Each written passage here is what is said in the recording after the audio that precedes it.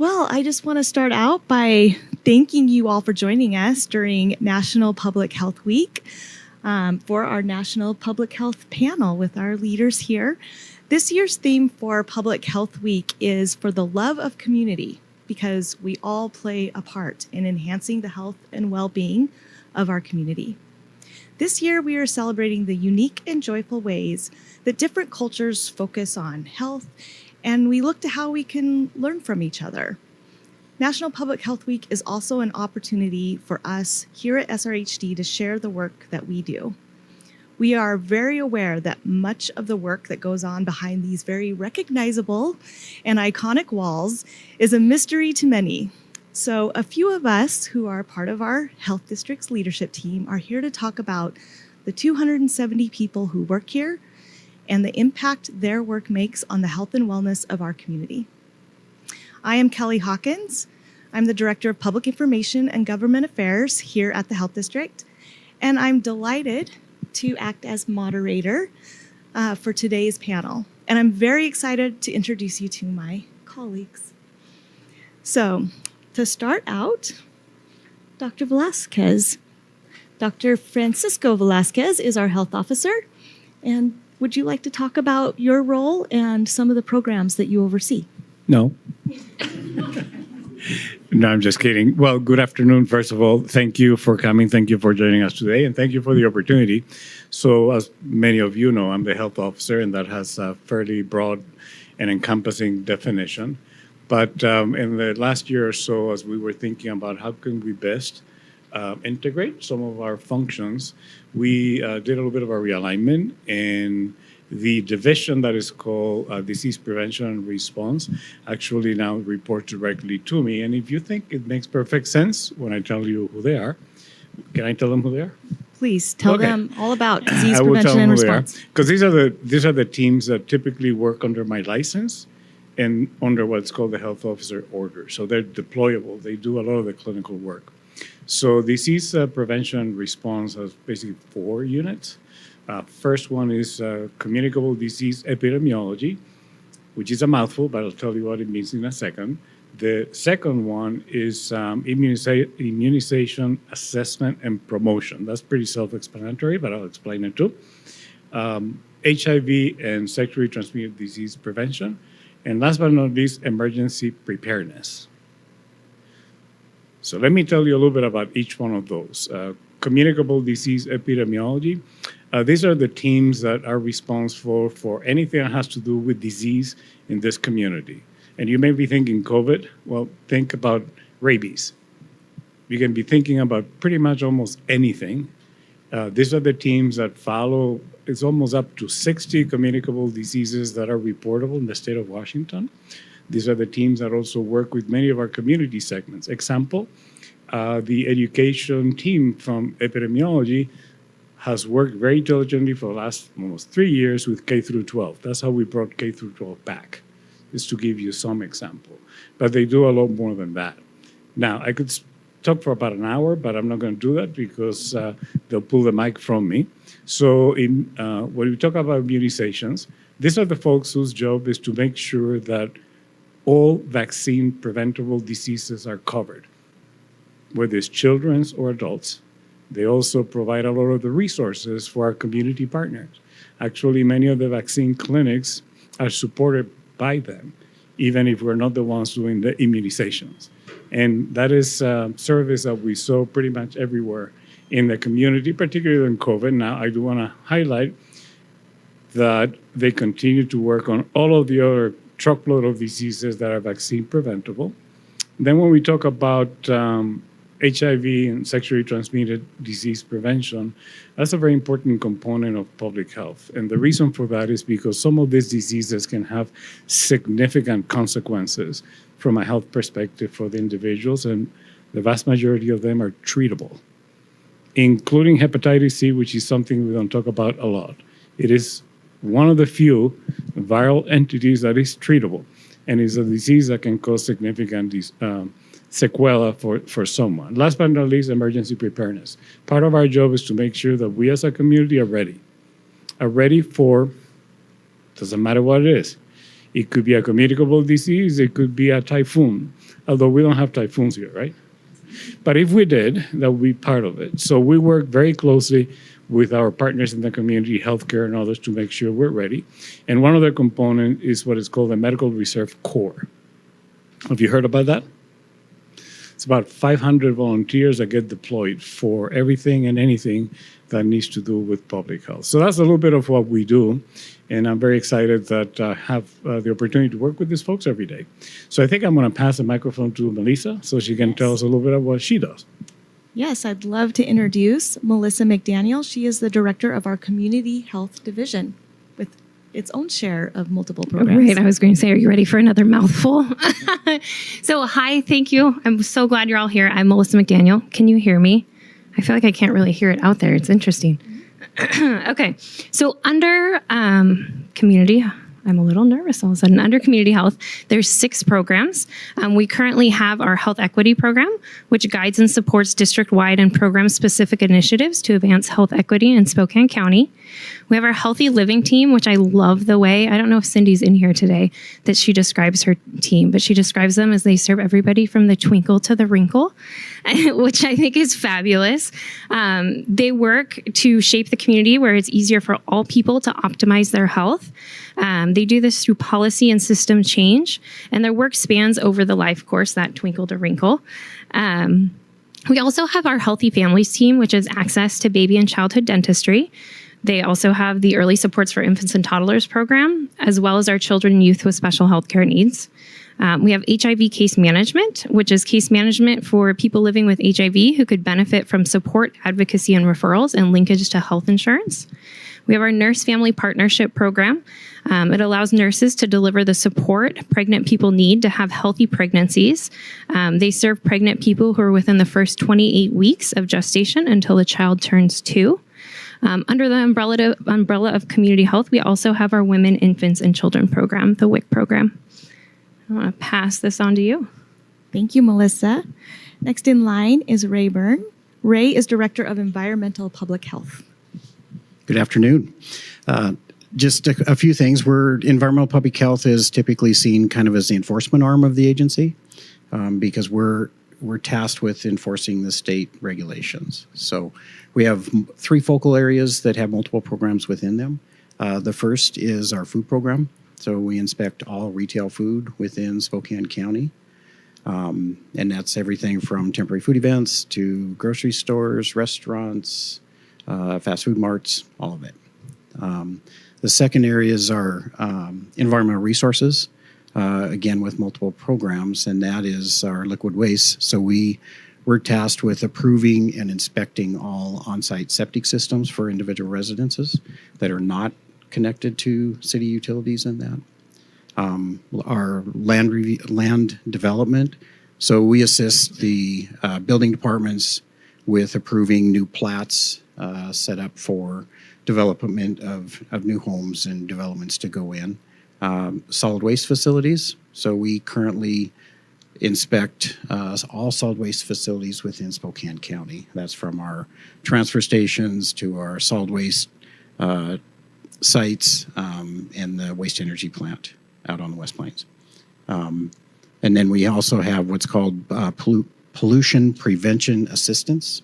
And that's a program that is funded through Ecology, and that goes out, it's non-enforcement. We go out and work with potential polluters, auto body shops, and a lot of it's not necessarily that we're concerned that they are having problems, but it's to work with them sometimes on solutions and alternatives to the chemicals in that they work with. And then also to work with them to set up a plan if something were to spill or that. And the ultimate goal is to reduce the amount of chemicals going into the waterways. So then we have our living environment division, which is primarily pools. We inspect all public pools, schools. Again, we look at private, parochial, and public schools. Along with our vector program and zoonotic disease. So we dog bites. We monitor for ticks and mosquitoes and diseases typically associated with different vectors. So as you can see, we've got quite a menagerie of programs up there, but we are tasked with enforcing statewide regs, but the biggest part of that is also towards education and resources to the public. Thank you, Ray. And now at the end, we have Misty Chaney, and she is our Director of Treatment Services. Thank you. Well, thank you all for being here today. My name is Misty Chaney. I'm the Division Director for Treatment Services. Within Treatment Services, we have the Opioid Treatment Program and Opioid Mental Health. And what those programs offer are services to individuals who are diagnosed with opioid use disorder. And with that, we have approximately 1,100 individuals receiving services from us. And we provide daily dispensing of medication, individual counseling sessions, group therapy, case management, referral services, collaboration with other community partners to ensure that the individuals that we're providing care for are receiving the best foundation for their recovery as possible. What we found a few years back was there was such a significant need within the population for mental health services, and a lot of our individuals had burned bridges, that it was very clear that we needed to ensure that we were also providing mental health services on site too. So we now have an opioid mental health service program that, again, provides individual counseling and group therapy for our individuals enrolled in care with us. Thank you so much. Thank you for all of you taking the time today to participate in this panel. I'd like to start today's conversation keeping in the theme of this year's Public Health Week, which is for the love of community, like it says on the overhead. As we've shared throughout the week, public health is an all-hands-on-deck effort. We work with many different organizations and healthcare partners in the community to make our community safe and healthy for everyone. So my first question is to just share an example of a story or a memorable impact that involves working with different cultures that really impacted your programs or touched a special place in your heart, where you were working with a partner in the community to achieve a goal in public health in your perspective areas. Misty, is it? Yeah. Since I have this, I'll go ahead and start. So I actually thought about this a lot, and it was really difficult to narrow this down. We serve a lot of individuals from a lot of different communities and cultures and backgrounds, and what I came across was there was no one singular story. To just give an overview, a high level, is I've got a multitude of stories that I'm happy to discuss individually or at another point too, but there's one where there was an individual who was a veteran that was struggling and had cancer, and we worked collectively with the VA. We worked with hospice. We worked with cancer care. We worked with all of their providers to help ensure that that individual had a good quality of life, end-of-life care, and it was really heartbreaking for all of us internally within the program and the patients as well. But it was very heartwarming to see the collaboration and the effort that everybody in the community came to with this individual. Similar situations with individuals that have struggled with significant mental health issues and really struggling. And again, I mentioned having burned bridges in the past, and seeing the collaborative efforts between the staff working on behalf of the individuals and helping them become stable enough to not only enroll in services with whatever programs that they're needed, but seeing them become successful and actually helping them learn how to reach out and utilize those. Those are the types of things. I couldn't pick just one because we've got so many, and it's from domestic violence to issues with incarceration and stigma surrounding addiction and behavioral health, and just really collaborating with those community partners has been really something that I know for myself and my teams and the population that we serve has been really impactful. Thank you. I think for environmental health, this has been many years in the process, and that's with the Spokane River Fish and Recreation Advisory. Years ago, and this I think is important for two things. One, some of the cultures within our area rely heavily on fish as their primary protein source. And then secondly, to get the awareness out on the pollution that has happened over years and years of mining in this area. And it's primarily focusing on heavy metals and PCB reduction in that area. So we worked with, first of all, multiple agencies from State Department of Health to Ecology, EPA, all those different agencies to kind of figure out, number one, what were the testing of those and what were the levels. And then secondly, engage stakeholder groups to figure out which particular cultures and entities that we needed to reach out with.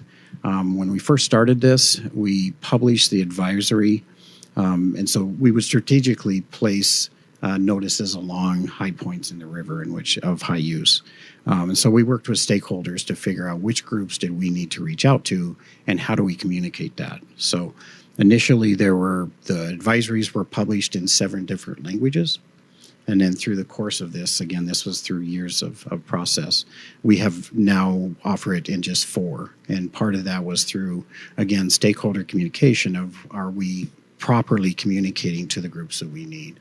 So the entities right now that we're trying to target are the Hispanic, the Slavic community, the Southeast Asia, and the Vietnamese. So through that course, we continue to try and refine that, but it's really working with them to get that message out.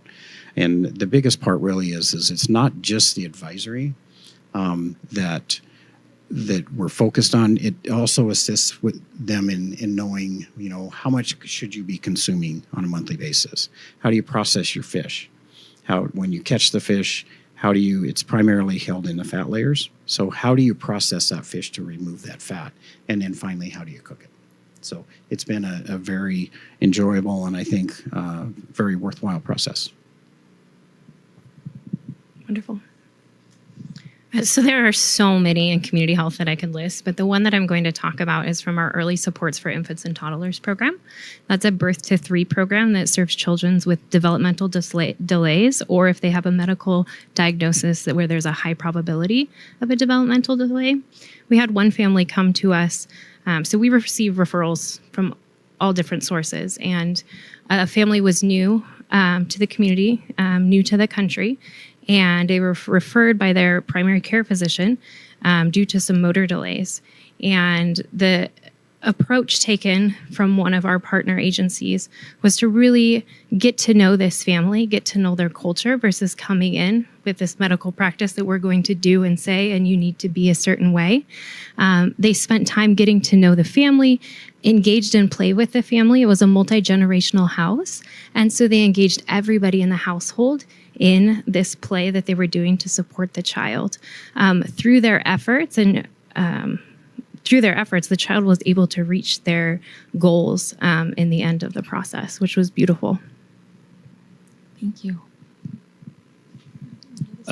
Hard to follow all of those, but so as a health officer, I spend a lot of time in the community, and I've had the opportunity to work and interact with hundreds and hundreds and hundreds of organizations.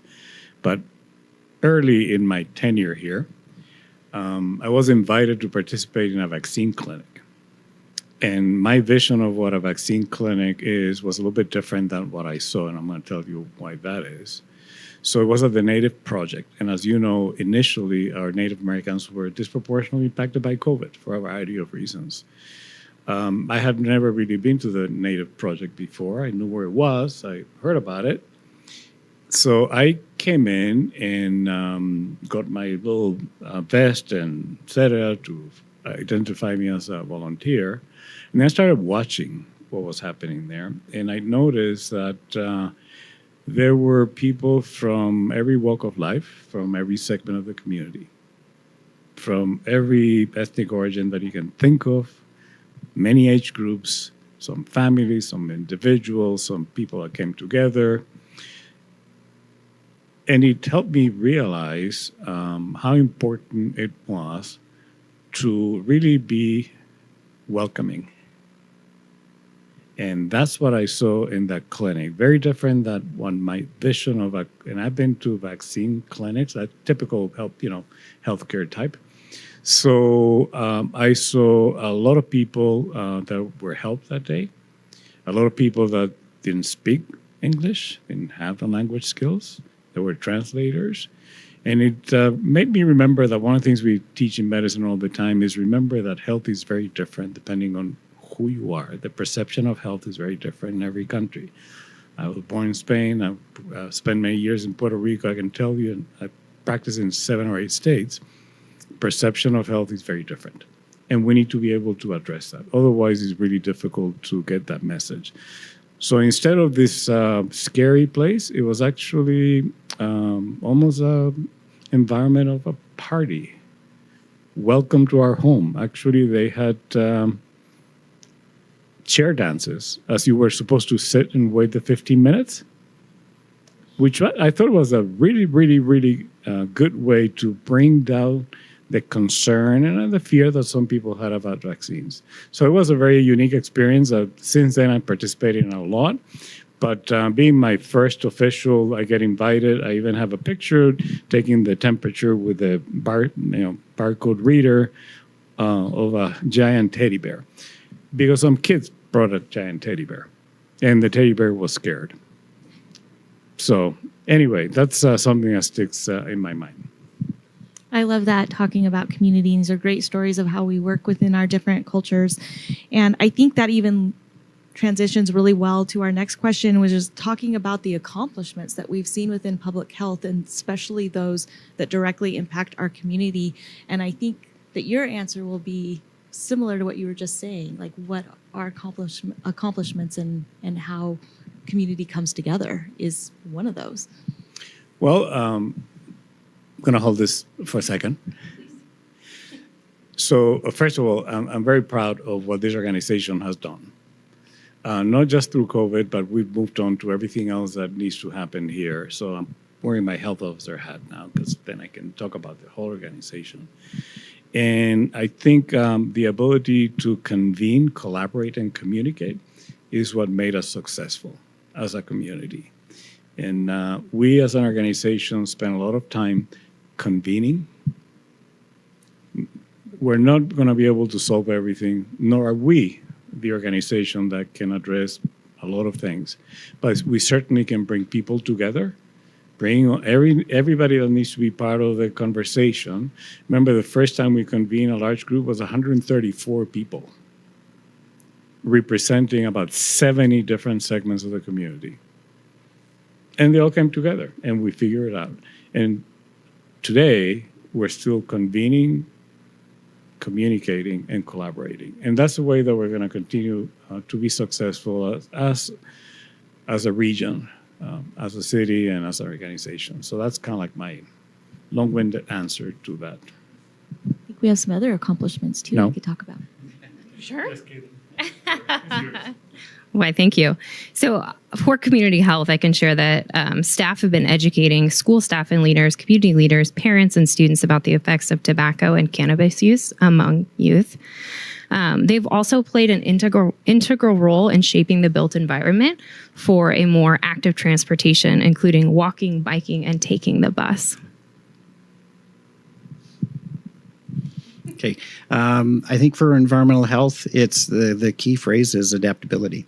One, as you know, we've had a tremendous influx of people moving into our area, which impacts pretty much all of our resources, from on-site sewage systems to our solid waste facilities that are disposing of hundreds of thousands of tons more of waste now than we used to the built environment, parks, concerns, to changing vectors. We've got diseases now that are showing up in our area due to changing climate and that we've never seen before.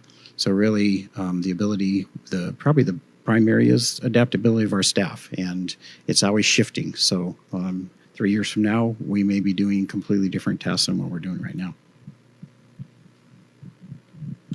So I'm actually going to piggyback on that. So I would have to say the success within the opioid treatment program and treatment services is predominantly not only adaptability, but the flexibility. COVID really brought to light a lot of that. And the flexibility, not only within our department, but community-wide. of the flexibility of working together to meet the individual patient needs. And really, how can, if everybody had to go home and work, how do we make that work to meet the patient needs versus just looking at the staff while still supporting the staff and making sure that they were taken care of too. But I think the big win for us in the realm of behavioral health within treatment services is really the staff's ability to be quick on their feet, not always happy about it, but quick on their feet and willing to always act in the best interest of the patient population. And these are great accomplishments, but in order to have future accomplishments, we have to overcome a lot of challenges. So could you each take a turn and just kind of, Misty, I know you have a lot of challenges. But what do you think is the most important that the community needs to know about? Hands down right now is the fentanyl crisis. Absolutely. And it's not just isolated to one in particular area. And the opioid epidemic has not gone away. It's only been exacerbated throughout COVID. And then throughout that time, fentanyl has reared its head and made itself very publicly known. That is right now currently our biggest challenge within our program. That's one of the biggest challenges that we face as far as helping to get our individuals stable, to help them with their foundation for the recovery, as well as getting them to not only engage in the program, but to sustain. Fentanyl is such a beast, for lack of a better term right now, and that to me is our biggest challenge. And how do we come at this from all different angles, because there's no one concrete answer to address this, and that's going to be something that we're going to have to look at over the next several years to come. I think for environmental health, as in all of public health right now, funding is probably the number one challenge that we face. Environmental health is kind of a standalone, a little bit different than the rest of the district in that the board has tasked us with becoming 100% fee supportive of our programs. So anything in which we permit, then we have to recover those fees for our services through those permits. We've really been blessed over the last couple of years in that the state legislature did appropriate what's called Foundational Public Health Services funding. So that has helped to subsidize some of those things, because some of the, like I mentioned, in the vector and zoonotic disease, those are not things that you can charge fees for. So before we were drawing from the general fund to cover those costs. Now that helps to support that. And as we're seeing an increase in those, we're seeing having to deploy more people into those areas. And so I think that's the big thing. And then secondly, again, is adaptability. We really need our staff to be adaptable to meet whatever challenges come our way and move into those areas. Great. So in community health, funding is always the top, right? But secondly, it's really that public health isn't in the limelight. Often public health role is that of the convener to bring multiple agencies together and organizations together to help resolve a problem. And the role is often unseen. So I think I want to give you three different answers because I want to approach it from three different perspectives. One is from the community perspective in general.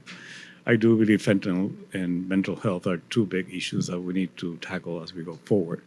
Give you an example. We had a COVID-19 testing task force today, which we started almost 2.5 years ago. And in addition to talking about COVID, we're talking about fentanyl, because I made it part of my presentation just because we're seeing such a significant impact in the community. So that's, in general, challenges that we have as a community. As an organization, like healthcare, staffing, making sure that we have careers in public health is something that we worry about. You wouldn't know that looking at our staffing today, because we have the lowest level of vacancies that we've ever had, the lowest level of turnover that we've ever had. And actually, you have people that are wanting to come back that may have left the organization. And I wish I had positions for all of them, but we don't. Eventually we will. But I want to piggyback on what Melissa mentioned. So I think it is very important for public health not to be seen as this specialty that comes out when there's a crisis. We're part of the community every day. We need to be part of the community every day. And I think conversations like this help demystify. I'm going to use her word, demystify. This building was a little bit of a mystery to me when I started. And I've been in the community for many years and I thought I knew a lot about what we do in this community. I was surprised about how much we actually do that I didn't know about. So at the end of today, there's going to be a quiz. Just to make sure that we know. But staying in that collaborative, ever-present relationship is something that we need to work together at. That's my challenge for you. So as we address those challenges, what do you think are the most critical changes that we need to make to address the future effectively? So I think if nothing else, COVID has demonstrated that we can have something that's totally unprecedented come our way, and we need to be ready for that, not just wait. So in terms of changes that we've already started to make, it's part of our cultural transformation. I'm going to use that word very intentionally. We are convening and participating 100%. We are part of the community and we need to participate on anything that is important to this community. And sometimes our role will be to lead, sometimes will be to convene, sometimes will be to support, and sometimes will just be to participate. And that is the biggest change that we have undertaken and continue to work on as we go forward. So no one forgets what the role of public health can be on almost anything. That's my challenge. Do you have something that you guys have? I know that Melissa does. Yes. Melissa wants to. I'll take the mic. I got my little cheat sheet here, which I love. So I had a conversation with the community health managers, and we talked a lot about this question. And they really shared that cross-sector collaboration on upstream factors that affect the community's health, as well as empowering and engaging the community and population we serve to support, right? So really acknowledging the power of lived experience in that process. Melissa, can you share upstream, like just a quick explanation of upstream? I'm not sure if everybody understands that. Do you want to help me out on that one, Dr. V? This came from our health equity manager, who is so great with all of these words. So I can probably try to help you. So when you look at health and wellness, upstream and downstream, so upstream is, for example, prevention. Downstream is a side effect of not having prevention. Example, if you don't get your vaccines, you can get a vaccine communicable disease with a downstream impact to your health. And that's what they meant by that. And that applies to nutrition, mental health, behavioral health, wellness, healthcare, et cetera, et cetera, et cetera. So I think that's a great example, Melissa. She actually said much more articulately what I was trying to say. So I should have read her cheat sheet. No, I'm good. Ray, did you have something to contribute to the question? So I think for us, one of the biggest challenges, again, getting what we do out to the public, because a lot of times, again, the public thinks that we're just another governmental agency. You're here to tell us what to do and how to do it. And, for us, yes, we are tasked with enforcing the Washington state regulations, but at the same time, we're there for a resource. And so when we go in to do an inspection, our goal really is to approach it from the educational side first. And then obviously there are situations that result in enforcement. I think the other thing, the big challenge that we have is that every 3 to 5 years, the state regulations are changed. And because most of the populace in the state of Washington resides on the west side, a lot of those regulations are written in a manner that best protects the coastline and a lot of those areas. So it's really trying to make sure that we're engaging our stakeholders and that we're getting input in on those so that the east side of the state is also represented and we're not tasked with trying to enforce regs that really don't impact us. So I would say that the biggest change that we could make is addressing stigma and education. Education across the board, and whether it's about behavioral health, mental health, addiction, community health issues, any of those pieces, education in advance. And I love the example that Dr. V gave with the immunization, but the education is critical. It is the key component to what needs to happen in order for us to be able to move forward. For my area of focus is educating the community on what addiction is, educating them on what the dangers are, because there's a lot of misinformation out there, which is where stigma is so strongly tied to. So education, education, education.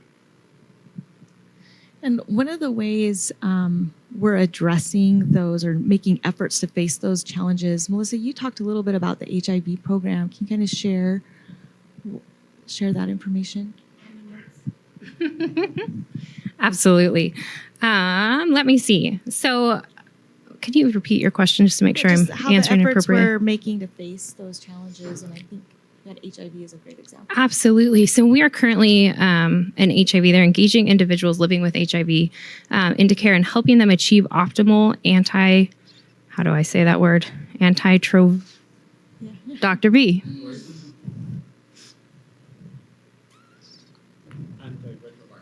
Thank you.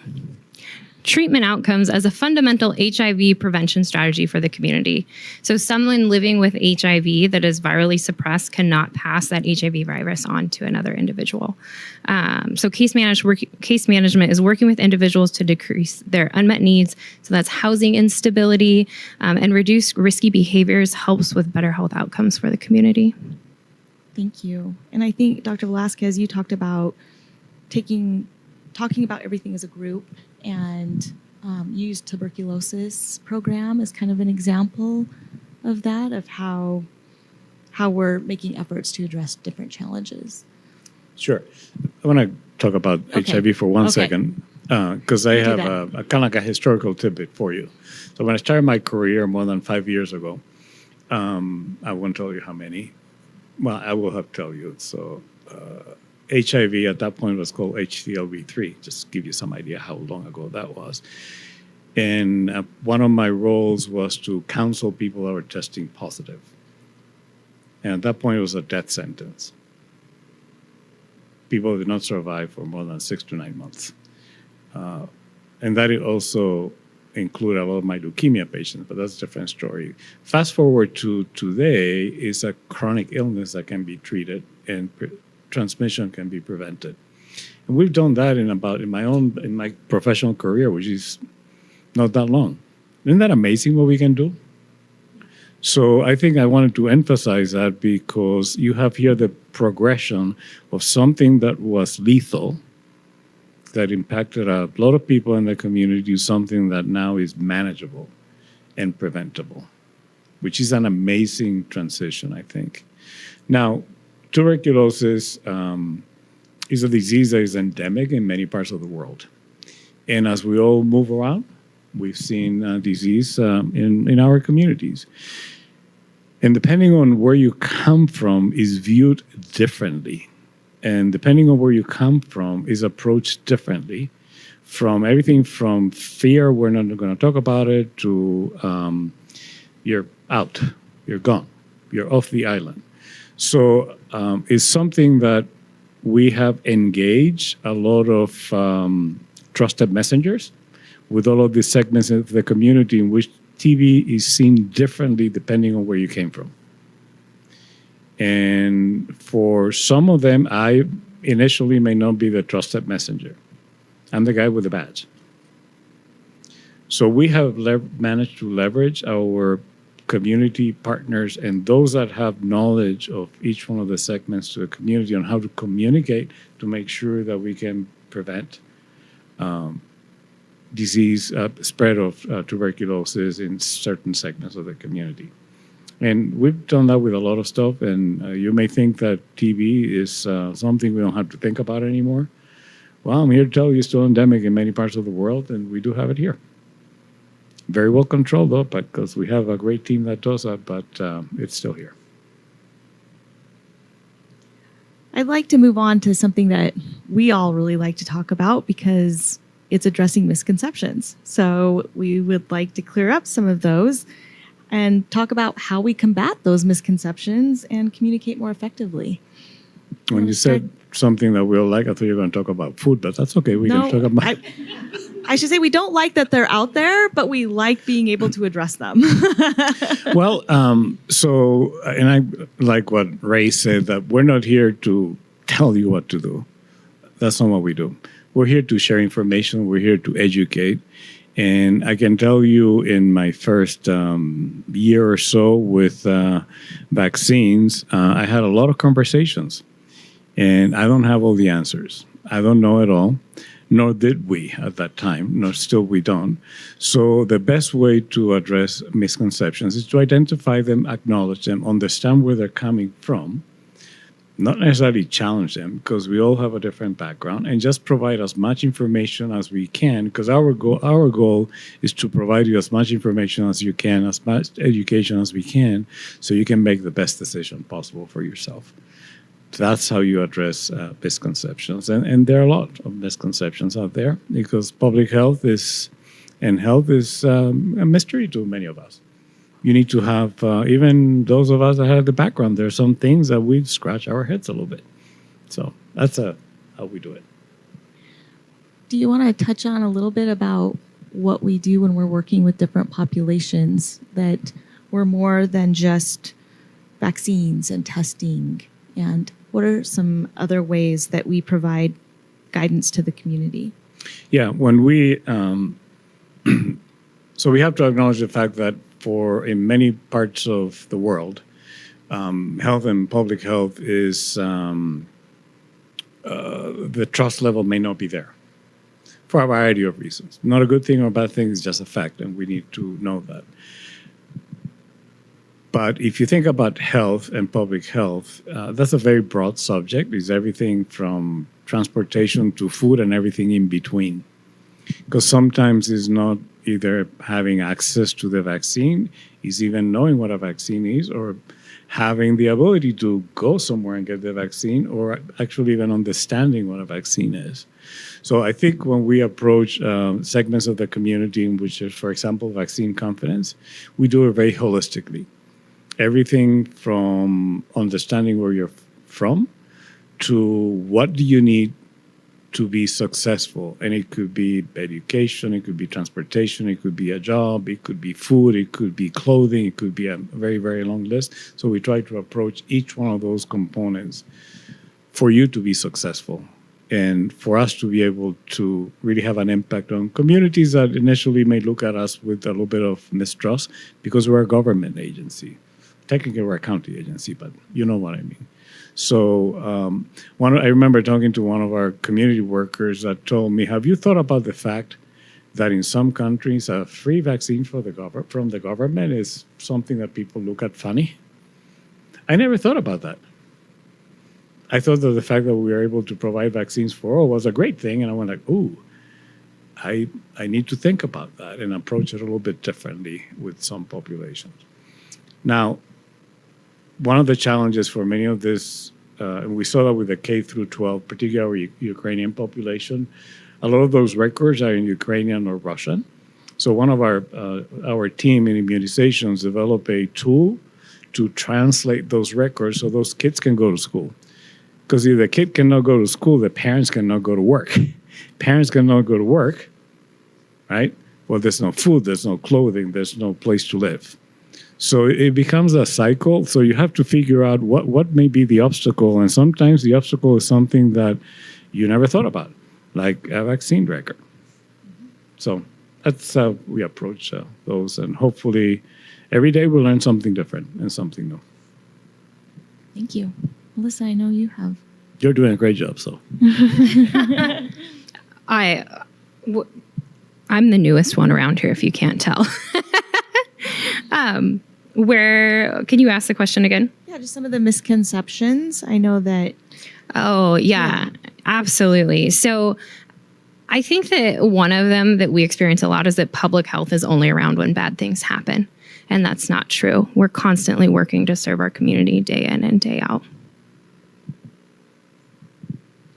think going back to me is, again, that misconception of just another government agency. For us, we struggle with that every day.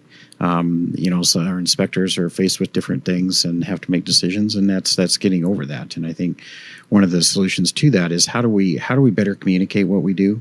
And we work very heavily with the communications team and social media, and you have to adapt with the times, because that's how society views things now, is getting that message out of what we do and really showing that we are a resource for you. And if you come to us up front and ask those questions, we can help to prevent you from going into those enforcement actions. And so I think that's one of the biggest challenges. I'm not going to let you completely off the hook, though. One thing I want to mention is that when I work with your team, our team, that we try to get across that environmental public health, whether they're working with restaurants or schools or gyms, that they always say, we're here to help you stay open. We're here to help you say yes. Like, how can we do this? It's not about you can't or we need to stop you from doing this. It's about like, okay, well, how can we make this happen? And so I really love the attitude that your team goes into the community with, and that's how we try to communicate what your team does as well. And then the other thing that you said to me that I love is that, I think I wrote it down, is that we are huge misconception is that we're protecting the environment, but we're protecting you from the environment. We're here to keep you healthy, the people healthy in our community. And a lot of times protecting the environment does that. So that's where things like protecting the river, protecting our drinking water, that's why we talk about things like that, because really what we're ultimately trying to do is protect the people in our community. So yeah, so I think that, and that is a big misconception a lot of times when you say environmental health. Environmental health really is the focus of what impact do we have on the environment. Instead, environmental public health is what is the impact of the environment on us. Now, there's a fine line there. So if when just an example of, say, our solid waste facilities, if we don't set those up right and we don't protect and we have leakage into the ground, yes, we are impacting the environment. But bring that full circle. Now, what does that impact on that environment have on us as individuals? So that's really the difference between what we do is, there's that very fine line. And what we do, yes, it impacts the environment. But again, it's our focus is how do we prevent that impact coming back full circle and impacting the health of the individuals in our community. Misty, I think, has a list. I was going to say, let me count the ways. So I think the broad overview on misconceptions is that addiction or anyone struggling with any kind of substance use disorder is the individuals that are living under the bridge, the homeless individuals, and that is not accurate. There may be some, yes, but addiction does not discriminate or differentiate between anybody. And really, and while a lot of times that statement is known, the understanding and really knowing what that breadth of that means is still lacking. And again, that's where we struggle with that education piece. A misconception that our program specifically deals with, especially when it comes to methadone, is that they're trading one drug for another. And again, that is a huge misconception we battle on a daily basis. So I think really the understanding of what addiction looks like, it could be any one of us in this room. It could, and more than likely, you've got at least one person somewhere in your life, at a minimum of one person that that is struggling, whether they have voiced that to you or not. The reality is that addiction is something that is prevalent and is made a lot of individuals feel shame regarding getting help, so they struggle to reach out and get that. So that's one of the biggest misconceptions that we battle and we fight on a regular basis. Thank you for sharing that, Misty. Ray, I have a question for you specifically. Many of you may not realize that Ray was actually one of the commanders. We had a unified command system at our Emergency Operations Center during the beginning of the pandemic. And so, Ray, I wonder if you could share with the group, because not everybody was part of that Emergency Response Center and those initial response efforts. So if you could share what that experience was like and give, just talk about the enormity of that effort and really what you learned from that experience. I would say in a nutshell, it was awful. I think that, one of the things that we really strive to do here is preparation, and no matter how much preparation that you have or training that you have for an incident like this, the pandemic threw that all out the window. And it's,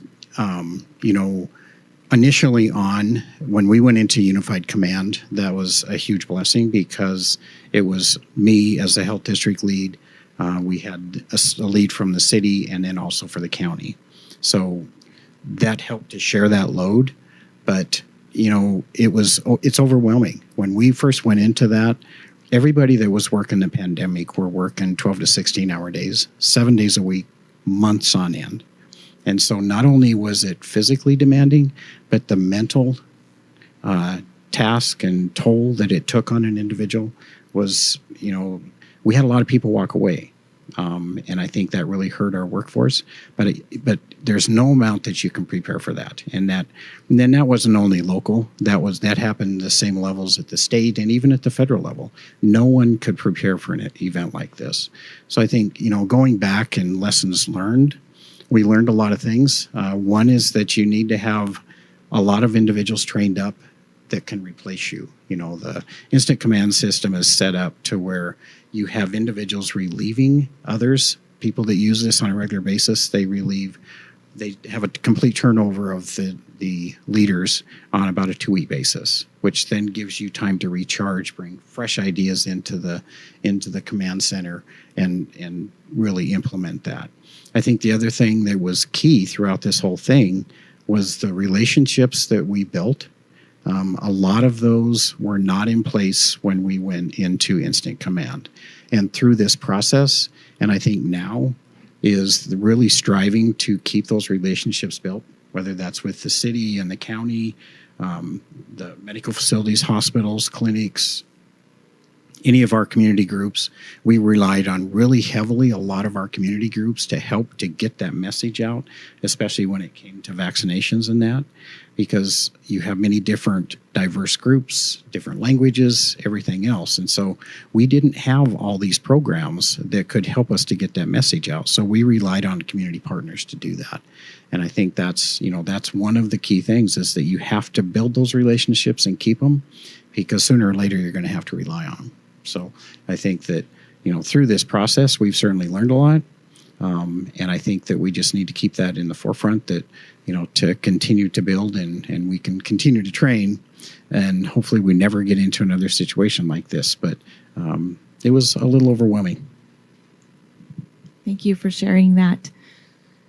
And so staying on the topic of COVID-19, Dr. Velasquez, maybe you could share with us just where we're at right now with COVID-19. And I know you get asked a lot of questions, so maybe the most typical question you get asked and address it with the audience here. Is the pandemic over? I get asked that about 17 times a day at least. And the answer is no, not yet. So let me take a step back and kind of like share a little bit where we are, because it's a very unusual scenario. So if you think about it, one of the things that we saw with COVID was this constant change in the way the virus kind of behaved, which made it somewhat unpredictable. It's still unpredictable in many, many, many ways. Right now, we've had the same family of variants for 14, almost 15 months. That didn't happen before. We have that family, Omicron, has about 800 family members right now. Each one of them slightly smarter than the previous one. So we're at a point where the virus has mutated to a point where disease is milder, but it's still here. And I say milder if you don't have pre-existing conditions or any risk factors. It can still be severe if you do. That's why we seen a lot of people over 65 and others in the hospital.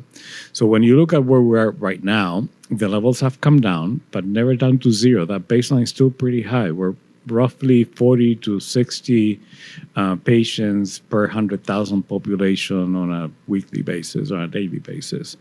We haven't come down. A lot milder, less transmission, less disease because of that, less significant disease, but hasn't gone away. So why do we have still a pandemic?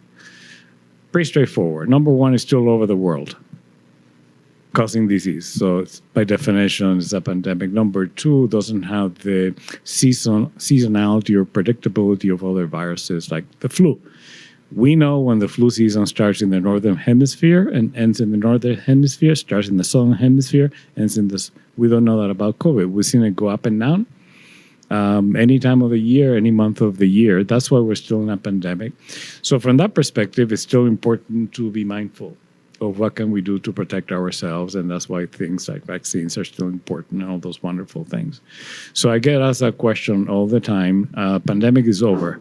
Bless you. No, it's not over. It's just transitioning onto the next phase. And hopefully, over time, we'll get to that endemic phase where we know exactly what to do, when to do it. We know what to do. We just don't know when to do it at this point in time. So that's where we're at. Does that make sense? Yes, Can I? It does. To everybody else, it makes sense. Can I mention something though? yes. I am not going to say no. Okay, so last week I think we had our K through 12 meeting. So we meet with superintendent, headmasters, principals, parochial schools, private schools, public schools, and we had 9 members of our team, representatives from pretty much every of our divisions participate, because the topics that we're talking about, of course, we had to talk a little bit about COVID. We had to, because it's still there. Schools are still having some outbreaks here and there. But we talked about that. We talked about substance abuse, mental health, fentanyl, how to prevent accidents in pools and playgrounds and all of these other things. So I'm sure everybody knows what a playground is, right? Have you seen the jungle gyms? Do you know how they determine the distance between the slats so a 2-year-old's head doesn't get stuck there? The race team actually does. They have these tools that they bring to make sure. No, they don't put a kid through it. They said that. They actually have these tools, things that we don't think about. That's public health. Making sure that a 2-year-old's head doesn't get stuck. That could damage that child. That's public health. And those are things that we don't think about. So I wanted to mention that because as he was talking, I was thinking about all this other stuff that happens that we don't think as public health, but it is. Preventing brain injury for a child, it's part of public health. So anyway, we started with COVID and I deviated. Yeah, but that's all right. I Sorry. love that story. We do love learning about the unique things that our different programs do. So thank you. I think before we close out, I want you to each share why you're still in public health. Like, what is your passion for being here? I know for me, I love working at the Spokane Regional Health District because when I come to work every day and it's my job to talk about these people. It's my job to represent them out in the community. And I know that I'm talking about people who are truly here because they love their community. And everything they do is because of a passion, a deep passion that they have for making this a better place to live for me, for my children, for you, for the next generation. So it's really easy to talk about them and be sincere. As a PR person, I'm very sincere when I say everything that they do is for the community. So I love being able to represent them every day. So how about... Do you want to start down there? Do you want to start No, with right me? there. You've got the mic. Girl. Okay. Well, I am, as I shared, the newest one up here, right, with my cheat sheets.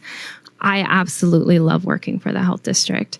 Every day, I think the theme this year is absolutely perfect. I've never met more devoted, loving people who want to serve their community. That's what keeps me here. My hope is next year that I know each and every one of you by name and my cheat sheet is thrown away and we're having a real conversation. I think for me, public health was actually kind of an accident for me because I was working in the healthcare industry. And I was contacted by somebody that worked here at Health District and said that they had a need to fill a position. So I came down and worked part-time. to fill that position. And after about 3 months, I decided this is where I want to be. So I made the transition from healthcare to here, and I've loved every minute of it. I think, to me, working in the healthcare, it's you can't beat that. I mean, we all have to have that, but that's working with an individual. Where here at the health district, it's working more with the communities, and I love to work with people, communicate. We have a great staff here, and it's really you're far more impactful, I think, on the public health side as a community, and I think that's what keeps me going. I've now been here 29 years and got a few to go. So like Ray, I kind of ended up in public health unintentionally. My world is 23 years within the behavioral health field, specifically within the addiction field. However, the last 20 out of that 23, the last 15 have been here. And I absolutely love the team. I love our mission. I love what we're doing. I love the impact. And I could not be more proud of the people that are doing the work and actually getting out there, and the passion and the heart that they have is just truly phenomenal. And and seeing the outcomes that they generate and the impacts that they're seeing with the individuals that are being served, that's absolutely what drives me every day.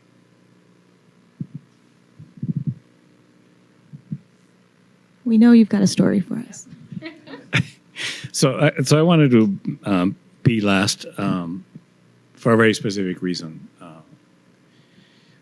So most people know that this is not where I was, and it's not something that I either pursued, although I do have a master's from the Harvard School of Public Health. I did that for knowledge. I didn't do it because I was focused on public health. And there was an opportunity to come and join this organization, which I said I'll probably do for 3-6 months or so, give or take. That was 2 years, almost 2.5 years now ago. And when the point to make the decision whether I wanted to apply to be the permanent health officer or not came about, I didn't have to think about it really hard for 3 reasons. One, it allows me to continue serving the community. 2, the organization is doing a great job and can do a heck of a lot more if we all stay together. And 3, very important to me, the team. I could not leave them behind. Not that they need me, but that's nice. I saw such amazing people that have been working so hard in what was a difficult time of our lives in this community, which is okay. All communities go through difficulties. All families go through them. And that's what the analogy I always say. We're like a family. So we had like a crazy cousin. I'm not looking at anybody. I was actually looking at Ray. But that's okay. But I saw this highly committed, highly dedicated, incredibly knowledgeable, and very passionate group of people. And I said, I got to be part of that. Not only I got to be part of that, but the way I look at it after having a 40-plus year career, this is going to be my legacy. And that's why I'm here. Thank you. No, I have my own. So before I close it out, I do want to open it up to you in the audience. Do you have pressing questions or questions about what was talked about today? Go ahead.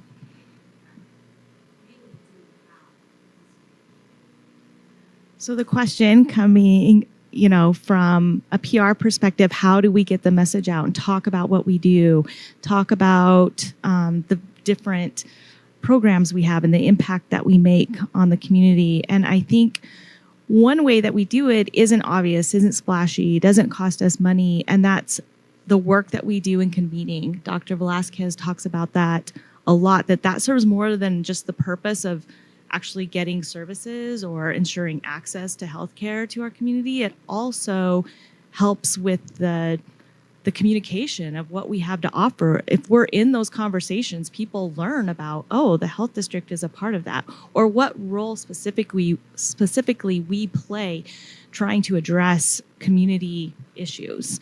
Because that's another thing is, sometimes people think public health needs to solve an issue, but it's like, okay, here's the role we play, because we work with so many different organizations, we know who to bring to the table so we can help do that. But having those conversations, working with cultures, that's why this theme is so great, working with different cultures, different nonprofit organizations, and getting those trusted messengers out there talking about, oh, the health district can help you with that. So that's part of it, is just that community engagement is just one way public relations works, and we work through our programs and provide them with the tools to be able to do that effectively.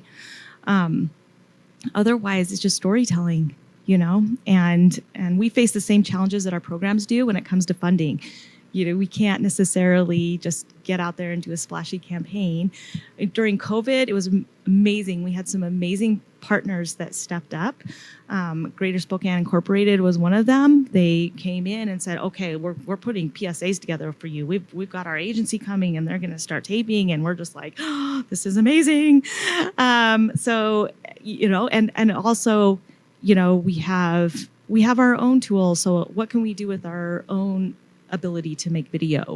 Can we do with our own ability to get onto social media, to work with our partners and to spread those messages far and wide?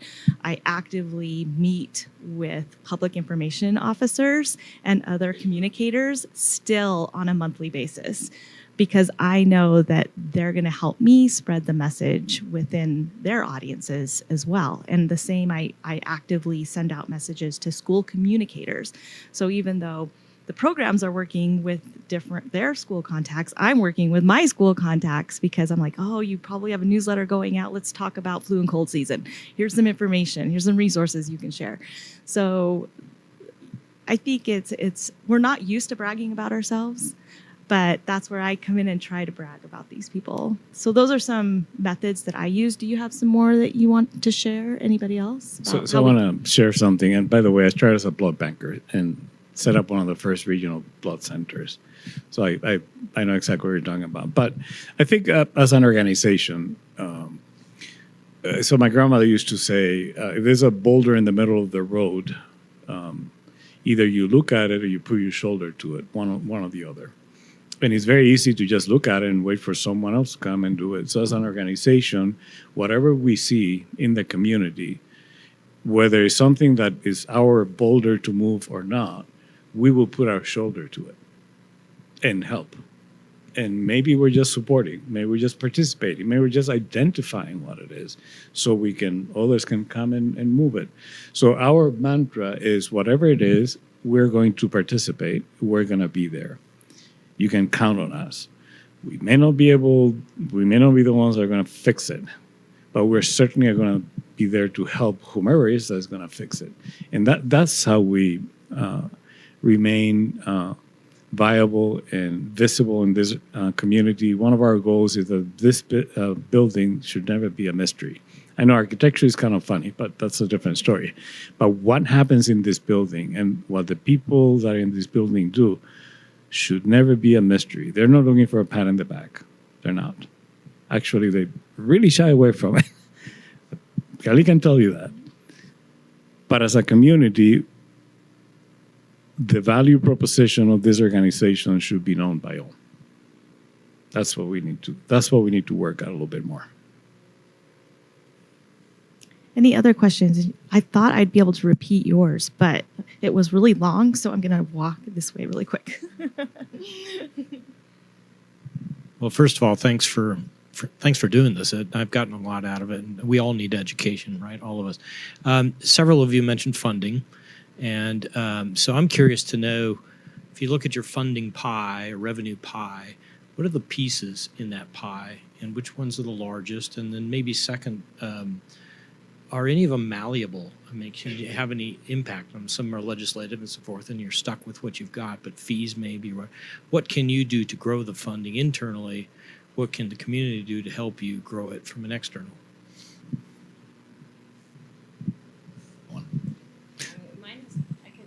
Yeah, we'll go that way and then we'll come this way. Mine is pretty, I mean, we have complex funding within community health. However, it's all grant funded. So it's coming through the Department of Health, DCYF. Yeah, so it's what we're contracted for. We're not able to necessarily grow. We do use a few local dollars to supplement some of the programs. But beyond that, we are all grant funded. Yeah, and I think the two things for us in environmental health, most of the grant, we do have two primary programs that are funded. We get solid waste funding through Department of Ecology, and then we also get for PPA, we get ecology money there too. So that's kind of set money. I think that we've been very successful in the past. You know, public health used to be funded through license plate fees, and then back in '96 when the initiative passed, that went away. So I think through state organizations, Washington State Association of Local Public Health Officials, lobbying really hard, that's kind of what kicked the legislature in to kind of take this on to say, yeah, public health is underfunded. And so it kind of drove that. And so we are seeing increasing. I think COVID kind of really jump-started that, because that's really what brought to light that, you know, public health can't function without funding.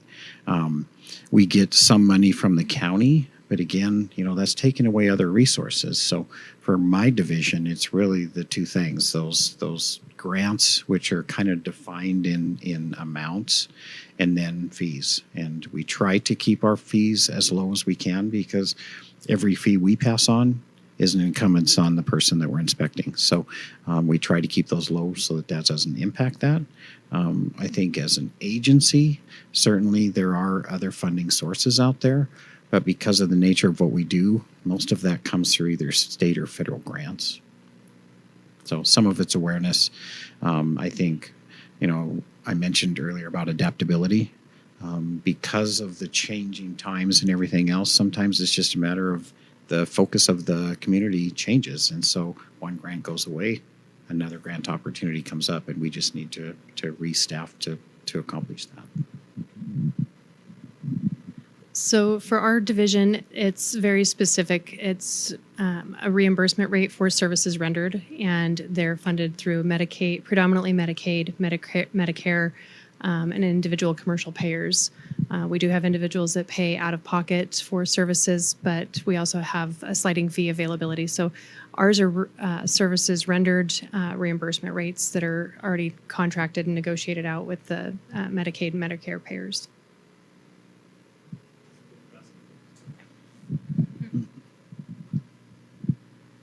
So, Paul, I'm going to give you sort of a higher level perspective. So if you think about what we do using the upstream and downstream, a lot of what we do is upstream. A lot of it is like, we want to talk about cost, is cost avoidance. If you do this, you avoid all of that. And that model in healthcare and public health is a difficult model to translate, because you're saying, well, if I do this, that's not going to happen, as opposed to waiting until it happens and then I'm going to pay for it. So public health in this country has not been consistently funded. It's not a good thing or a bad thing. That's just the way life is. And part of it is because we as a public health organization need to be able to articulate our value proposition a lot better than what we've done in the past. And I think what you saw here today really articulates the value proposition really well, so that funding can continue to come to the levels that is needed. I can tell you teams here are very cost conscious, right? Extremely cost conscious. There's not a penny that is spent that hasn't been thought about 27 ways. How can we save that penny? Because we're not used to having lots of money, and when you don't have lots of money, you are very frugal, but that translates even if we have the funding. So I think for the country and the community to continue funding public health is a good thing. It prevents a lot, promotes a lot, and really provides a service that no one else can provide. Can I do a trivia question? Not going to say no again. Okay, so here's a trivia question for you. How far back does public health go in this country? I'll give you about 10 seconds before somebody Googles it. It actually goes back to 1798 and 1799. It wasn't called public health at that point in time. And the first appointed health officer in the country was Paul Revere, 1799, in the city of Boston. So anyway, we've been around for a long time, sometimes in the background, but always here. And our goal is to stay here. Okay, any other questions? All good? Okay, well, thank you everyone for attending today. Thank you, panelists, for being here and taking time out of your very, very, very, very busy days to be here. Once again, just reiterating that we're all in this together. We all play a part in public health. Thank you for what you've done by attending here today. You've taken a step to help us in public health, so thank you very much for being here. And I encourage you all to go out and look at our social media pages and share our posts and spread the word about the work done here. And also visit our website and just take a look at all of the programs that we have and the health topics that we have. You might learn something. I know I learn something every single day from these people. So they're amazing. So thank you again, and happy National Public Health Week.